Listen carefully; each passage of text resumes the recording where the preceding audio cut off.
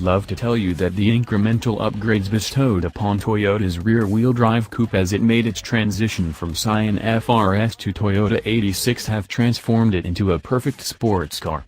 If only a few more horsepower, shorter rear-end gearing, and tiny aero updates were enough to quell all the complaints that enthusiasts have leveled at the machine since the platform first hit the road in 2012, this review would have been so much more satisfying to write. Sadly, that's not the case. Don't get us wrong. The 86 is still extremely fun to toss around a twisty road. The chassis is impressively balanced, the steering is direct, and the shifter is sweet. Sorry to impart upon you this well-worn trope, but the old adage that it's more fun to drive a slow car fast than it is to drive a fast car slow is, in this case, completely accurate. The 2017 Toyota 86 is nothing if not entertaining. But it's not completely new. It hasn't been transformed. It is, in the end, the same as it ever was. It will take about 3 minutes of your time to watch the videos below, in which we cover pretty much everything that's new for the 2017 Toyota 86. Toyota 86 is equipped with manual transmissions, get a 5-pony boost to 205 horsepower and 156 pound-feet of torque.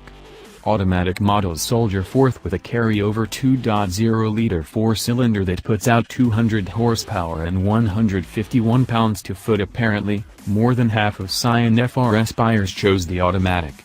That's unfortunate, as it drains a good deal of the fun out of the 86 experience. Choose the manual and you'll be rewarded with an easy clutch and a rewarding short-throw shifter. And, as we said, 5 more ponies, courtesy of intake and exhaust tweaks and the polishing of some internal engine components. The only upside to the automatic is improved fuel economy of 24 miles per gallon in the city and 32 on the highway. Manual 86s are EPA rated at 2128. Along with the small bump in power, the 2017 86 gets a 4.3-to-1 rear-end gear ratio in lieu of the old 4.1-to-1 unit. That ought to translate into a small improvement in acceleration that really only matters on paper. In the real world, on actual roads, the difference is negligible. To eke the most out of the 86, you have to constantly work the shifter and keep the engine north of 5,000 revolutions per minute. It's still not particularly quick, but it's definitely fun. There's plenty of noise inside the 86, from the wind, the road, and the engine. Considering its purpose as a low-cost sports car, the 86's interior din isn't the end of the world. The 86 gets revised spring rates and damping all around, and a thicker anti-roll bar at the rear. It's not a night and day difference from the old suspension setup, but the rear of the car feels a bit more planted on rough roads and with steep steering angles. Its low weight of 2,758 pounds keeps the 86 feeling nimble and light on its 215/45 R17 Michelin Primacy tires.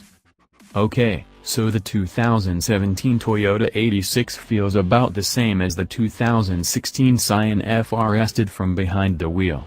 It doesn't look very different, either.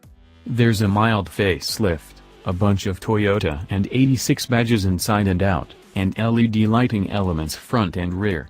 Toyota engineers insist that the tiny vortex generators at the top of the fenders have some beneficial effects on aerodynamics, but it's got to be